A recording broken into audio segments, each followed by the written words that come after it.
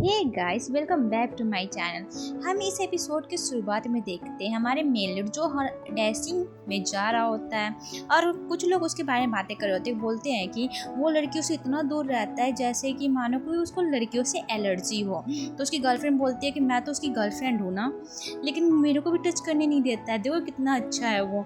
वैसे जैसे वो एंट्री करता है और जाके सामने में बैठ जाता है और वहाँ बैठते ही मिस किम बोलता है, मिस किम को हुआ क्या है आखिर। देन हमें मिस किम को दिखाया जाता है जो अपने काम में बहुत ही ज़्यादा अच्छी थी। मतलब वो सेक्रेटरी होकर भी बहुत ही ज़्यादा एकदम बहुत अच्छे से काम कर सकती है। आप लोग समझ ही सकते हो कि सेक्रेटरी का काम कितना मेहनत का काम होता है। वो अपने बॉस की हर एक सामान को अच्छे तरीके से रख रही होती है और वो अपने बॉस को मस्का लगा रही होती है। बोलती है कि बॉस आप तो बहुत ही ज़्यादा अच्छे दिखते हो। और उसका बॉस बोलता है हाँ हूँ मैं अच्छा, मेरा ऑरा ही इतना अच्छा है, देखो मैं कितना डैशिंग दिखता हूँ। ऊपर से तुम मेरी सेक्रेटरी हो, तुम तो बहुत ही अच्छा काम करती हो क्योंकि तुम मेरे अंडर काम करती हो ना।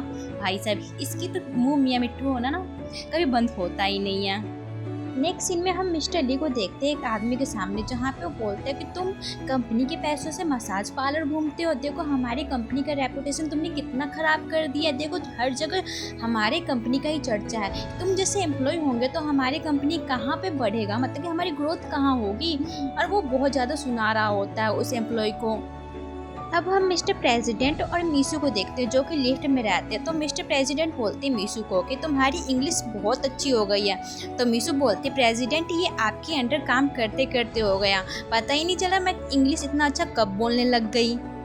नेक्स्ट सीन में हम पार्टी का सीन देखते हैं जहाँ पे मिस्टर ली और हमारी मीशू पार्टी में गए होते हैं। और हमारी मीशू तो सभी का लैंग्वेज समझ नहीं पाते, लेकिन सबके क्या बोलते हैं एक्सप्रेशन देख देख के समझ जाते हैं कौन क्या सामने वाला बोल रहा है।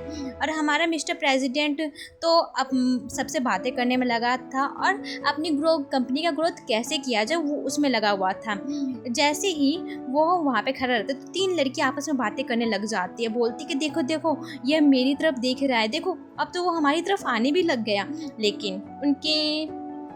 लेकिन हमारे मिस्टर ली खुद आईने की तरफ जाते और बोलते कि मैं हूँ, मैं दिख रहा हूँ, मतलब कि मैं कितना परफेक्ट हूँ। तो मीशू आके बोलती है कि ये प्रेसिडेंट आप बहुत ही ज़्यादा परफेक्ट इंसान है, आपकी तरह तो कोई हो भी नहीं सकता है।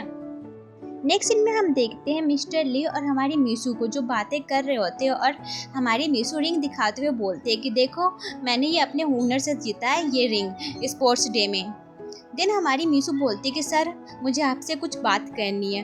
तो हमारा मिस्टर ली कुछ और ही सोचने लग जाता, बोलते कि वो सब बातें नहीं करना तुम। मीशू बोलती कि सर मैं वो सब बातें नहीं कर रही, मुझे आपको एक इम्पोर्टेंट बात बतानी थी। तो बोलती है कि सर मैं ना ये जॉब छोड़ना चाहती हूँ। देन हमारा मिस्टर ली शौक में, ओह ये जॉब क्यों छोड़ना चाहती है, फिर रात में भी यही सोचते रहते हैं और सो नहीं पाते हैं। फिर नेक्स्ट डे हम देखते हैं कि सारे एम्प्लॉय आपस में बातें कर रहे होते हैं और एक वहाँ पे आदमी आता है और बोलता है कि तुम्हें पता है मुझे बहुत बड़ी न्यूज़ पता चली है मिस किम के बारे में। तो बोलते क्या न्यूज़ है, तो वो बताता है कि मिस किम ना जॉब छोड़ने वाली है। तो सभी उनकी बातों का कोई मतलब कि कुछ भी इम्पोर्टेंस नहीं देते, बोलते कि ऐसा हो ही नहीं सकता है, मिस किम और जॉब छोड़ेंगी ऐसा क्यों।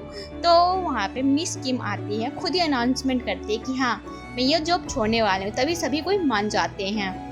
देन हमारी वही लड़की जाके मिस किम से मतलब हमारी मीशू से पूछने लग जाते कि आप चली जाओगे तो आपकी जगह पे काम कौन करेगा। और वो उसके काम के तरीक़ों को देखने लग जाते हैं। बोलती है कि यहाँ पे आप सुंदर हो, मतलब कि प्रेसिडेंट को हम सुंदर लड़कियाँ ही पसंद है। तो बोलती है कि ये जॉब तो मुझे ही मिलेगा पक्का। अब हम मिस्टर प्रेसिडेंट को देखते जो अपने बेस्ट फ्रेंड के पास आया रहता है अपनी प्रॉब्लम लेके ताकि उसको सॉल्यूशन मिल पाए। और वो वहाँ पे बोलता है कि मिस किम आखिरकार ये जॉब क्यों छोड़ना चाहती है, इतना अच्छा पोस्ट है, इतनी अच्छी सैलरी है, फिर भी छोड़ रही है। तो उसका फ्रेंड बोलता है अपनी पर्सनल रीज़न के कारण भी तो छोड़ सकती है, ज़्यादा सोच मत। लेकिन हमारा मिस्टर प्रेसिडेंट तो सोच में ही पड़ा रहता है। फिर हमारा मतलब कि उसके बेस्ट फ्रेंड समझाते हैं कि ऐसा कुछ नहीं है, वो अपने पर्सनल रीज़न की वजह से भी छोड़ सकती है। और तेरे अंडर तो 9 सालों से काम कर रही है, देख तुझे कितना झेला है उन्होंने, अब तो उन्हें छोड़ देना ही चाहिए। देख ना तो तूने उनको कभी प्रमोशन दिया है, ना तूने उसकी कभी सैलरी बढ़ाई है। तो बोलता है कि कोई नहीं मैं आप बढ़ा दूंगा। तो फिर वो अपने दोस्त को समझाता है एक एप्पल को लेके, सड़ा हुआ एप्पल बताता है कि देख ये सड़ा हुआ एप्पल है, एक है अगर इसमें बहुत सारे मिला दिया जाए तो वो पूरा का पूरा सड़ जाता है। तो हमें क्या सीखना चाहिए कि अगर हम सड़े हुए एप्पल को अलग रख दें तो बहुत सारे एप्पल बच जाते हैं। अब हम मीशू को देखते हैं जो कि अपना पूरा लोन भर रही होती है, और मतलब कि हमारी मीशू अब ये जॉब तो छोड़ना ही छोड़ना चाहती है। अब ये क्यों ही जॉब पे रहेंगी। तब भी हमारी मीशू के पास प्रेसिडेंट का कॉल आता है और वो दौड़ी दौड़ी भागी भागी मिस्टर प्रेसिडेंट के पास पहुंचती है। भाई साहब ये प्रेसिडेंट तो सही में हमारी मीशू की जान लेके छोड़ेगा।